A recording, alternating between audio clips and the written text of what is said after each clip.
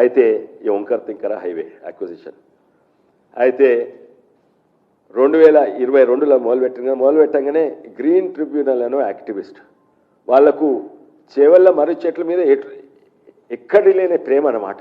మర్రి చెట్లు పోతున్నాయి మర్రి చెట్లు పోతున్నాయని వాళ్ళు మర్రి చెట్లు కరెక్టే, పర్యావరణకు నష్టం అవుతుంది. కానీ మర్రి చెట్లు మామిడి చెట్లు అయితే కాదు.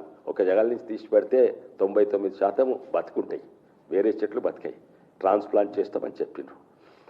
అయితే నేను కూడా ఆ బ్యానియన్ ట్రీస్ పోవద్దు. ఎందుకంటే చక్కగా చేస్తే ఉన్న రోడ్డు పక్కకే కదా మర్రి చెట్లు. చక్కగా సూటిగా రోడ్ చేస్తే ఎన్నో అడ్వాంటేజెస్. ఖర్చు కూడా తక్కువైతుంది, దాదాపు 11 కిలోమీటర్లు తక్కువైతుంది. ల్యాండ్ ఎక్విజిషన్ కూడా తక్కువైతుంది, నెగటివ్ ల్యాండ్ ఎక్విజిషన్ అవుతుంది. వంకర్ తింకర్ రోడ్ను చక్కగా వేస్తే ఈ భూమి మిగులుతుంది. ఇక్కడున్న ల్యాండ్ ఎక్విజిషన్ పోయిన రైతులకు ఈ భూమి ఇవ్వచ్చు, ఇంకా ప్రభుత్వానికి భూమి మిగులుతుంది. ఇది కూడా చెప్పిన. అదే కాక చక్కగా వేస్తే ఈ మర్రి చెట్లు ఎక్కడున్నాయి, దీని పొంటి మర్రి చెట్లు లేవు, చాలా తక్కువ. ఎందుకంటే ఇక్కడి నుంచి ఇక్కడ ఎక్విజిషన్ చేస్తే